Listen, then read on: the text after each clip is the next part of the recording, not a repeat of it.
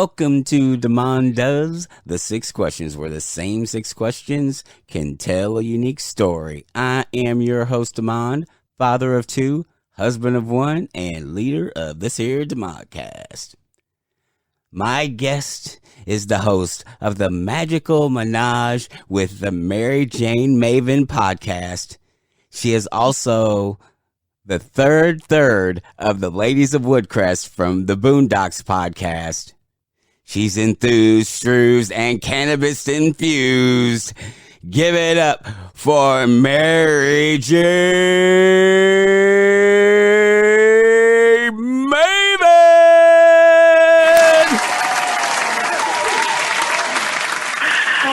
Thank you. That is the best intro that I have ever had. I think I want to hire you to go ahead and intro me anytime I step into anywhere.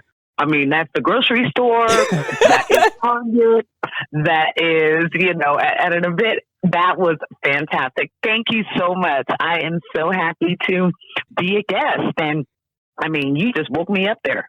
Thank you. I love that. I feel like I should have been accepting a Grammy, an Oscar, an Emmy. Like I should have been walking down a red carpet. I like that. Keep that. I think can I be a guest again just so I can hear it again? That is fantastic. We'll come up with another 6 questions. I've had a couple of return guests, so absolutely. There is precedent in the Demand podcast universe. Oh, I love it. Well, I'm happy to be a guest in your universe today. I'm super excited to, I don't want to say finish off this collab, but, a collab is, kind of reciprocal, and it goes in a circle. And you've been on my show, and now I'm on your podcast, and I really do appreciate it. Actually, tell them about your podcast, Menage with the MaryJayneMaven podcast. Tell them tell my people, tell my homies, tell all the ears that are listening about the show I co-hosted. Tell them about it. Yes, my little session, I like to call it. So Menage with the MaryJayneMaven is the media portion, the media content of a larger brand, which is the MaryJayneMaven. I am motivated to educate, eradicate, and elevate when it comes to cannabis, and I like to call it the power flower.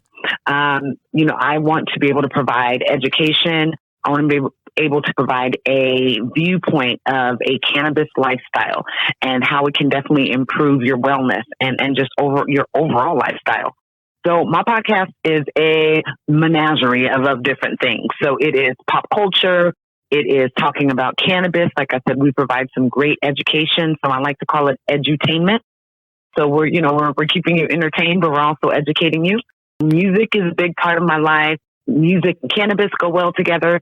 So really just, kind of wrap it up. It's a session where we can kind of get together, and reward those that are doing fantastic things within our universe, within the cannabis realm, within entrepreneurship. I like to talk about the mess. When I had you on, my show, I brought up some information and you were like, I didn't even know that. So I had to let you know. I had to, get you informed on the pop canna culture as well, as I like to call it. So it's a good time. If you are somebody that is interested in living a cannabis lifestyle, if you're somebody that does and, you want to be able to sit and elevate and just have a good time listening to a really fun, honest, and, just kind of in your face, unapologetic podcast, and we're the one for you. So, we want to menage with me, sesh with me. People look at that a little different ways, and whichever way you look at it, I love it. So, yes. So, we have a lot of fun, and I record live every Wednesday, and I do video and audio. So you can join me and have some good fun. Right on. So, MJ, are you ready for the 6 questions? I am. I feel like I'm like Sway on Sway's Universe when he says, the 5 fingers of death. When people have to freestyle, I feel like I'm getting ready for that. So, but yes, I am prepared.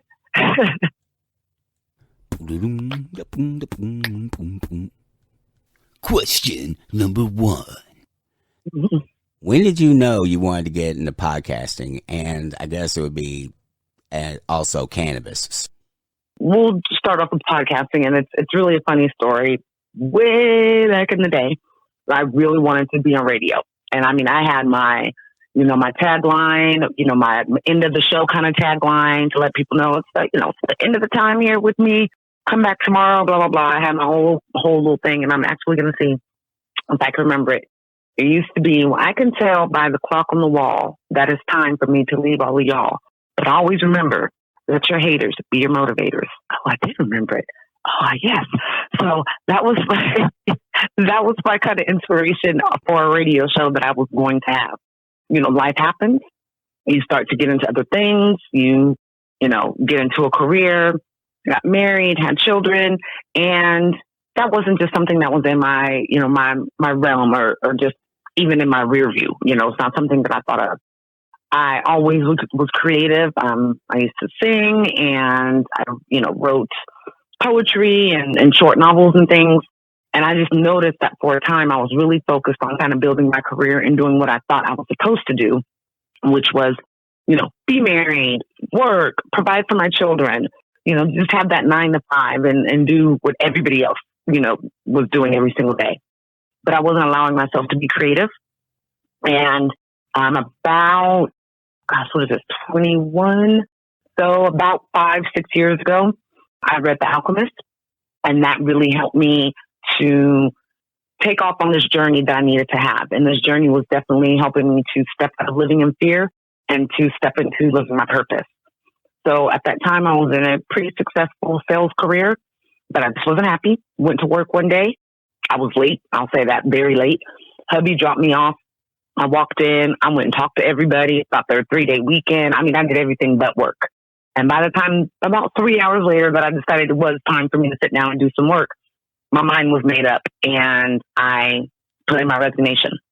And at that point, I knew that I needed to really find and tap into what not only my passion truly was, but what my purpose is. Because you define your passion, you're going to be able to discover your purpose. Reading The Alchemist definitely helped. I'm kind of going through a rough time with losing somebody who was very, very important to us in our lives. Also was kind of a catalyst.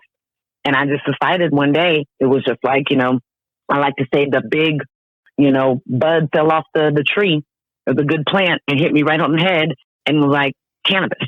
I have a story to tell with that. Multiple sclerosis lives with me, and I've used cannabis to live a healthier lifestyle and to live the quality of life that I always saw for myself. I wasn't going to let, an illness manifest and define and determine what my life was going to be. So it kind of all came together. I believe when you ask for something, you got to be prepared for it to happen, because the universe is going to provide for you if you're ready for that to happen. And I was ready. In a few months, the creation of the MenagewiththeMariJayneMaven came into play. And I'd say it's been about 1.5 years now that my husband said, you know what?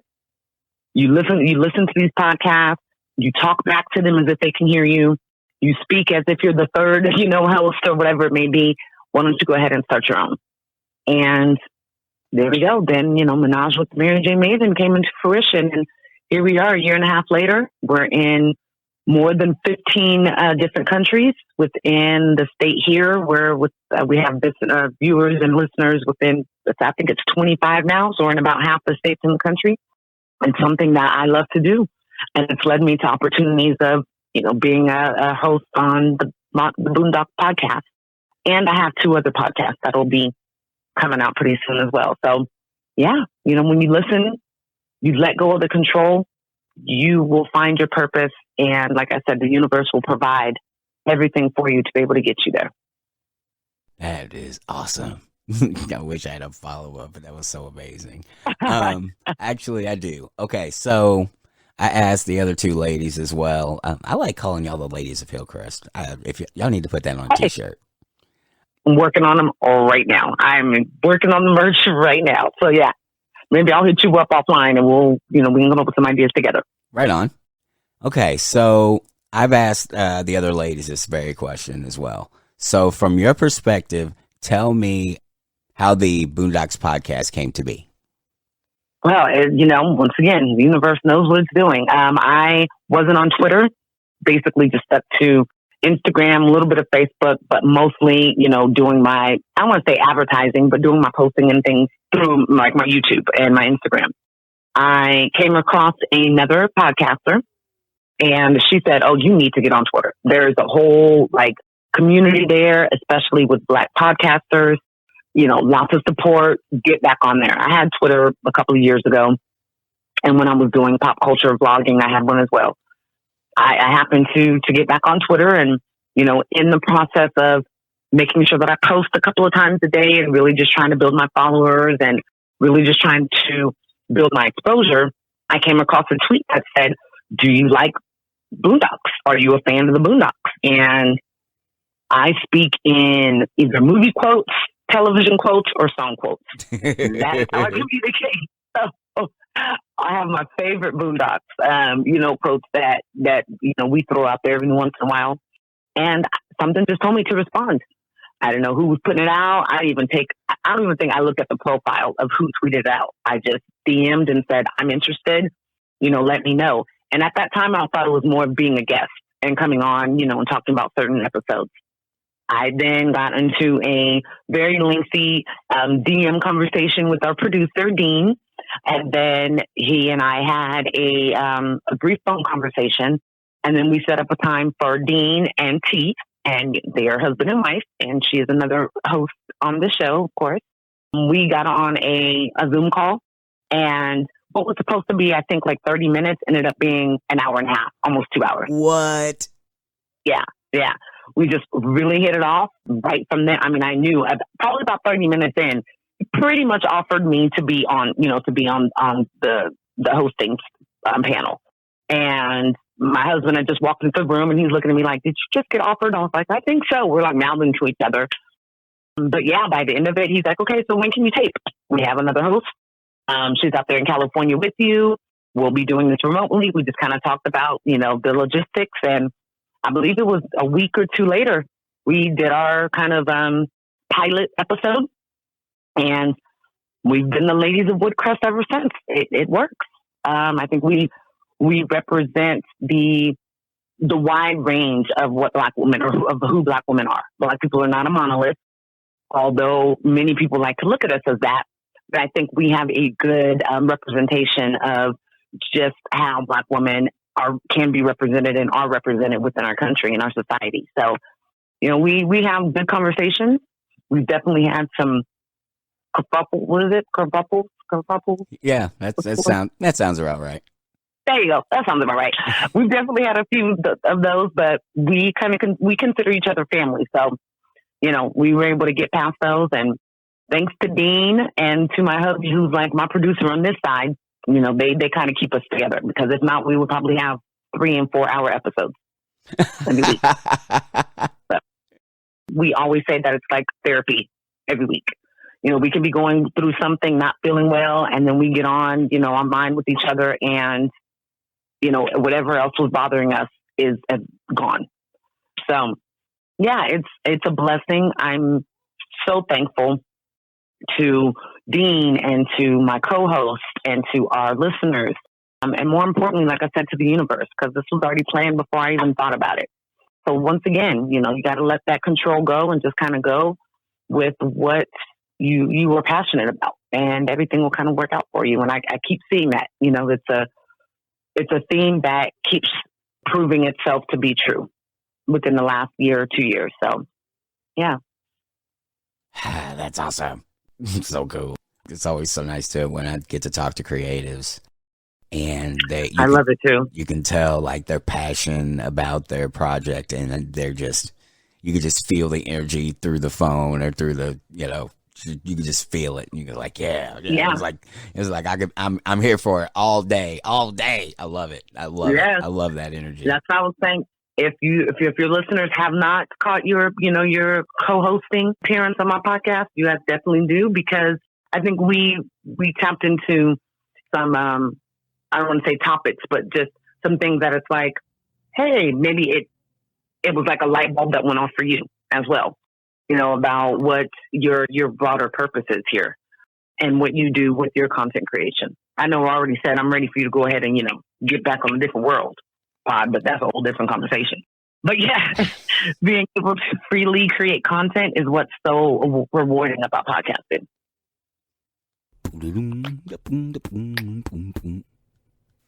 Question number 2. What do you wish you had known when you first started out? So when I started the podcast, I had co-hosts. The co-hosts, it's not their purpose, not their passion. So I couldn't really hold it against them when what was going to happen naturally and what was meant to happen ended up being just me as the host. I wish I would have known that was going to happen, because I definitely did have a couple of months of doubt. Oh, this was it. My show was only going to last, not even a year. I can't do this without them. The listeners and the subscribers and the fans that we built up were built up because they saw everybody as a whole. I can't do this. I can't do this. I wish I would have known that it was going to happen, learned the lesson that I needed to learn from it, and kept it moving sooner. Because I won't say it was at a detriment to me, but I definitely do think that it was a detriment to me, not to the show, but to me and my creativity, because I did not feel creative for a while. And a creative person feeling stifled is probably one of the worst things that could happen. So, yes. I wish I would have had just a little crystal ball that would have said, look, this is going to happen. You can't change it no matter what you do. This is going to happen. But you need to be prepared to learn, to take the lesson, to walk away with the lesson, and to allow that to make you stronger.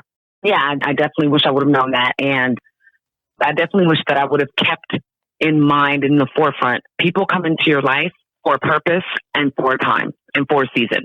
There's a reason for the seasons, and that's kind of the way that my co-hosts were, and kind of a friendship, and I'm doing air quotes like you can see it.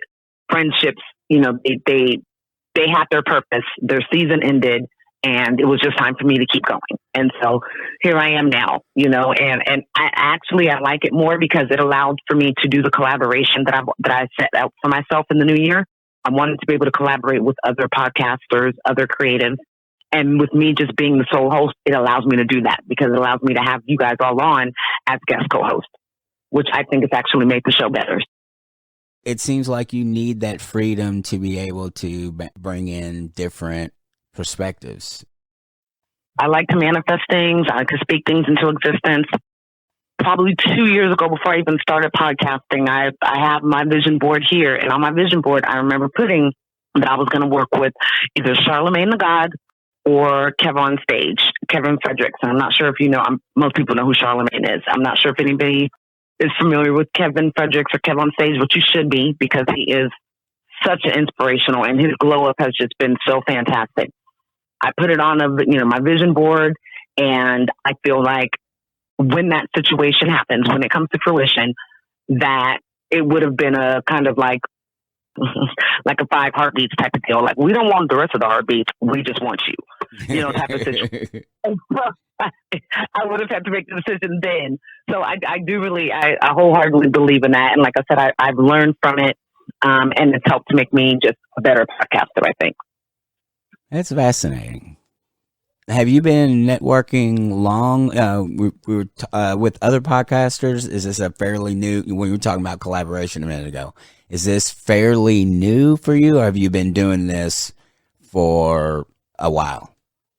Well, I had on my first season, I did have a couple content creators and podcasters guest on the show, just be a guest. Like I said, in that time that I had to kind of, we had to rebrand kind of the show, I set a goal out for myself that I wanted to start collaboration. From sales, I will say, I was in sales for all that time, and I learned a lot. And networking and collaboration are going to be two of your biggest assets and points to be able to get to success. You have to have those two things, network and collaboration. You're not going to reach your end goal. With me doing education as the MenagewiththeMariJayneMaven, with me hosting events, I was able to kind of create this network where, it was either business owners, entrepreneurs, creatives that maybe weren't exactly podcasters, but they were in that realm. But as I said, towards the end of last year, I decided that I was going to focus more on working with other podcasters. And because of great platforms like Podbooking, and because of, Twitter, because of dopeblkpods, because of platforms like Afros and Audio, it has allowed me to create those relationships with other podcasters, or at least be able to see those podcasters that I have something in common with and that they have collaboration in mind as well.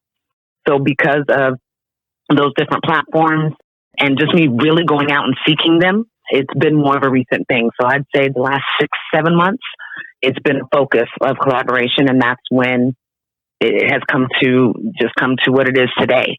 This appearance with being on your show is going to be my 8th in 8 months.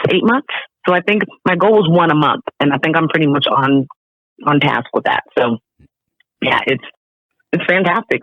I love it. And just as we discovered on my show through, people knowing people, somebody that I collaborated with, who probably is somebody that nobody would ever think that I would collaborate with, because our shows are so different, and we are polar opposite type of people. Through the grapevine or through the connection, the 6 degrees of separation, you actually knew one of my guests as well, my guest co-host. So that comes to show you that even though we are spread across the country, the podcasting world and the podcasting community is pretty tight knit, and it's a little family on its own. So if you want to, I'm recommending to anybody else that's interested, if you want to be able to start collaboration, it's not that tough. You don't have to actually be physically next to someone or know someone, on a personal level. Just get out there and start networking and let yourself to be known, and find other podcasters that have a common interest in collaboration as well. And then everything just kind of falls into place.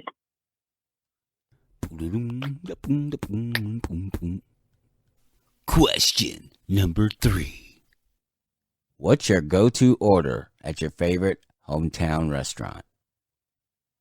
I will admit, I had to even ask my husband. I was like, I don't even know what I like to order. And then he goes, I don't know, because everywhere we go, you take 25 minutes to order. That husband comment wasn't needed. No, and it's actually, once I said it, he goes, oh, well, that's right. It was the place that he took me. And it's actually probably my favorite place to eat. And they have the best mushroom risotto. And let me tell you, when they come out with that fresh Parmesan cheese, they will shred that cheese for a good 17 minutes. And what? Great. I mean, they go tell me when to stop. I'm like, okay. And I pretty much just have a whole bowl or plate of cheese and a little bit of risotto by the time that I tell them to stop. But it is the mushroom risotto from Calzones in San Francisco. And because of, the because of the coronacation we've all been on, we haven't been there in a long time. But now that I mentioned it, that's a little hint out there to hubby. Get on the road and cross that bridge over into San Francisco and get some risotto. If I had to just go to anywhere on the daily, so let's just say, we're taking the boys out to eat, it's a Wednesday, it would be Mexican food, enchiladas, and mole sauce. So that would be the secondary. How did you find out about these places? I think it was our second Valentine's Day together, and he was being all cute, and said he was taking me, to a very special place. And I don't know how he knew of it. I don't know if that was like a prom place or what was it? Or you took another girl there? He probably took another girl there back in the day. Oh, man.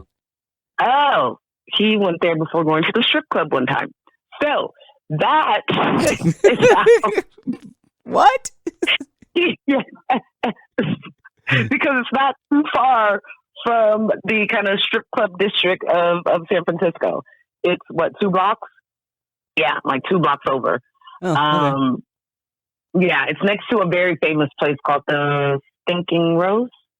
Stinking Rose, which is, the rose is a garlic. So all that you smell when you walk like on the block of that restaurant is garlic, and everything there is delicious.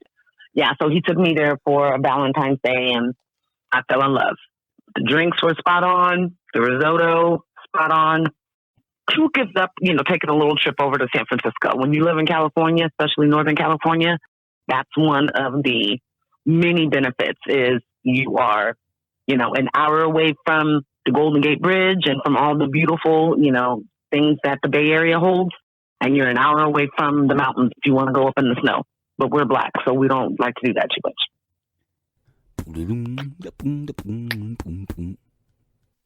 Question number 4.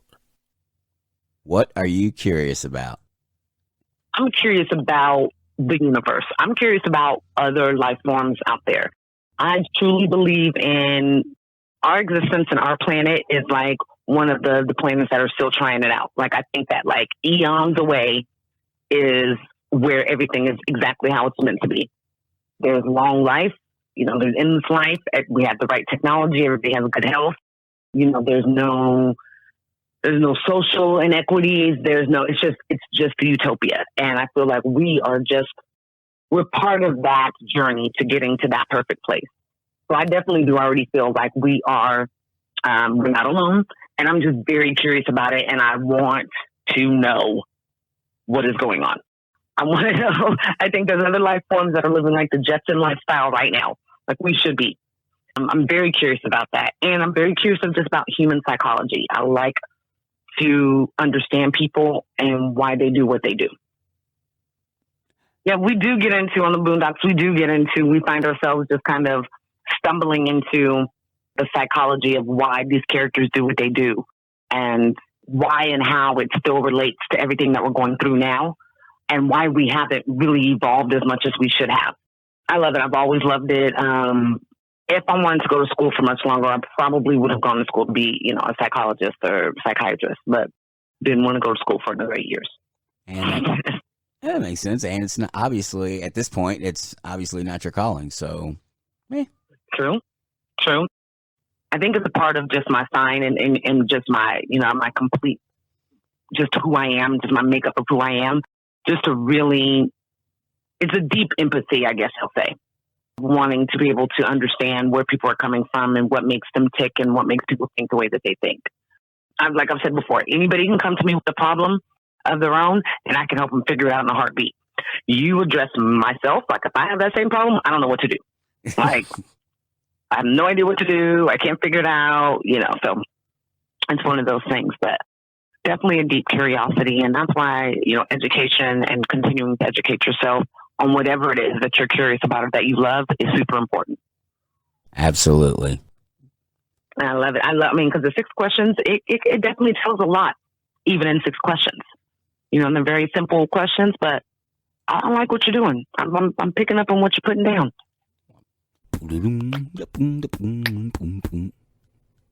Question number 5. Is there anything I should have asked but didn't? I like to always ask, what is your why? I like to ask people, like, give me your why. What motivates you? But I talk a lot, so I think I probably answered that question in the first, few questions there.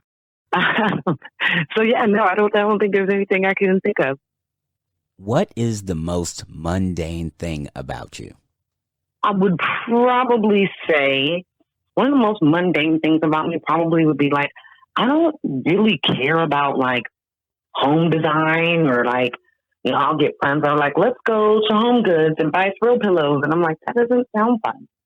Probably because for a good amount of my 20s, I lived in a, fraternity house with my husband and some of his frat brothers. So my idea about what makes home is a little bit different, I think, than probably most women, most mothers, most wives. And I would say that's probably the most mundane thing about me. Like the least interesting thing is, my home is lived in. It's always, clean and whatnot. But I just don't put a lot into the aesthetic portion of, like I said, or, making sure that there's a color design for the living room. That's just not interesting to me. So probably that if I would have to pull out anything. Yeah, that's a tough one. You stumped me on that one.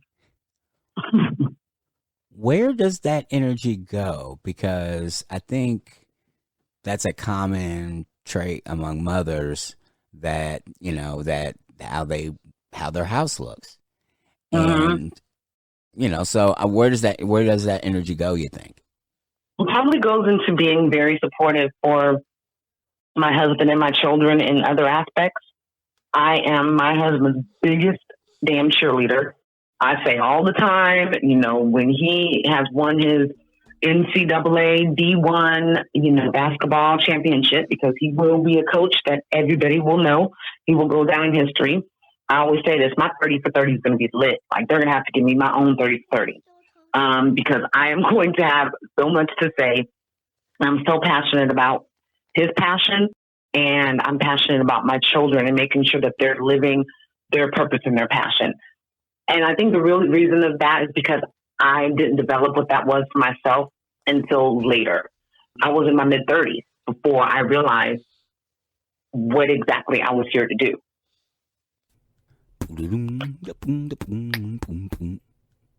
Question number 6. If you could create a new holiday, what would it commemorate? If I could create a new holiday, I would create a holiday that is referred to as Yes Day. You may have seen, and recently there's like a Netflix movie, and it's been out for a while. The basis of it is like a day where you say yes to your kids. You're not allowed to say no at all. And it's kind of supposed to like bring that innocence back, allowing you to see the world behind, from a child's eyes. Great idea. This is not going to be the idea behind my holiday of Yes Day. Yes Day is going to be when you say yes to yourself, when you say yes to making yourself better, to improving upon an idea, or to make something actually bring it to fruition. Like I said, I mentioned it a few times. I mentioned it on my podcast, and I think I mentioned it in this interview. I referred to, all of last year and the I call it coronacation. Yeah. It was the way of basically telling us, look, y'all sit down. You don't have this. I have it. Let's try to see if you guys can improve upon, society. Let's see if we can improve upon our relationships. Let's see if we can really get back to being communal and caring about other people. I think that's what the coronacation was about. And so I'm just kind of, playing off of that, allow us to really just tap into what our true purpose and passion is. And that's what Yes Day would be about. You can't say no to anything. If you wanted to learn how to bake bread, or you have a great, bread recipe that you want to get out there, Yes Day is going to be the day that you're going to put that up there. So it's really just a way for us to say yes to ourselves, reconnect with our spouses or our loved ones, reconnect in those relationships that maybe have fallen to the wayside, and just saying yes to just living a better life and being a lot healthier in all aspects. So that's what I would commemorate, just a day of when no one can say no. And like I said, what you're doing is you're pursuing the best version of yourself, or the best version of relationships, entrepreneurship, just all of those things combined. So that's what I would commemorate, is a Yes Day. What time of year would you have Yes Day? It would have to be summer. It would have to be summertime, because for me, summertime is when I have the most energy, when I feel like, that the sun is doing its work and it's letting people feel energetic and excited about the day. I think that the weather definitely affects people more than they realize or they would like to admit. So I would definitely say sometime in this summer. I don't want it to be around another holiday, because I don't want it to be, overshadowed by a 3-day holiday or something else that takes place in the summer. So I would probably say, maybe June. I think that'd be a good time, since it's kind of the beginning of the summer. People are getting into their trips for the summer and, planning on what they're going to do for the next 3 months. So I think that kind of starting off the summer with a Yes Day, that would be the most positive experience. And I think it would turn out the best results. It sounds like you've had this idea for a while. So how long has that been percolating? This time last year, exactly to the day, actually, is when we were all placed on, or at least most of the states were starting to be placed on, a stay-in shelter. I didn't have a heart attack about it. I didn't, trip out the way that a lot of people did, saying that their lives were just going to be completely turned upside down. I immediately took it as a way for us to work on making ourselves better. And so it's just been something that's kind of carried over from my belief about what, our time being forced to be at home, what the purpose of that actually was.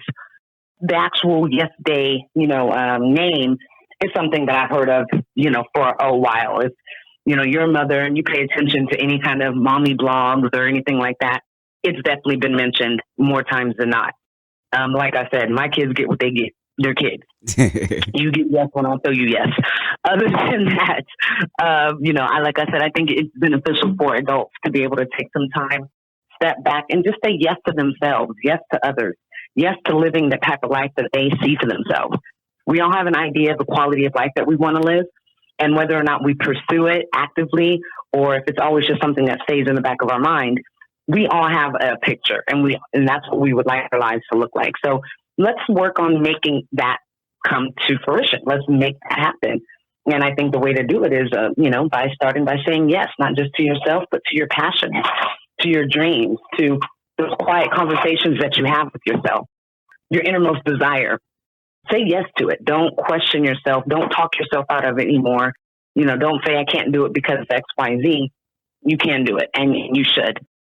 Yeah, it all just kind of derives from really having a different outlook on what, like I said, the whole stay at home and stay in shelter and, stay out of each other's face and stay in your house.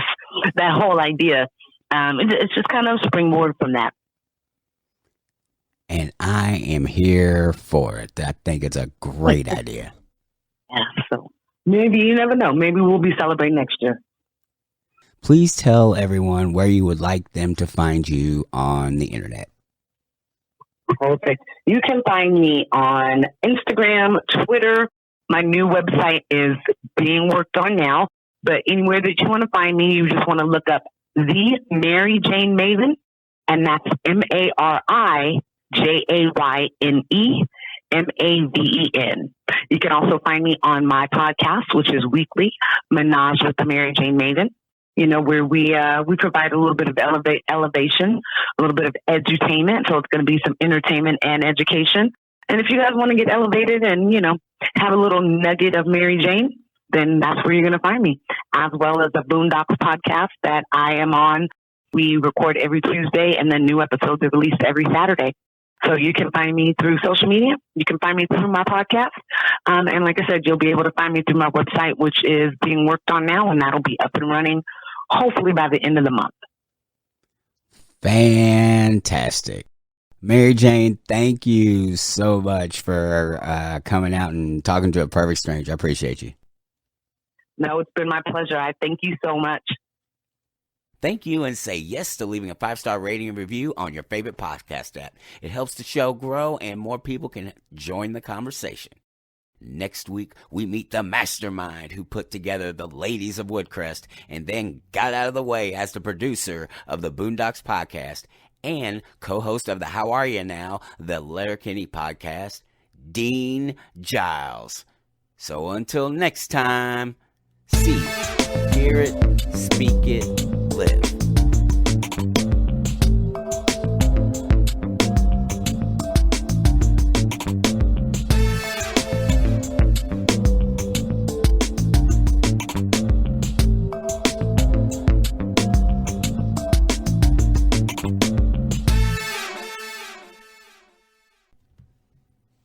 All right, show's over.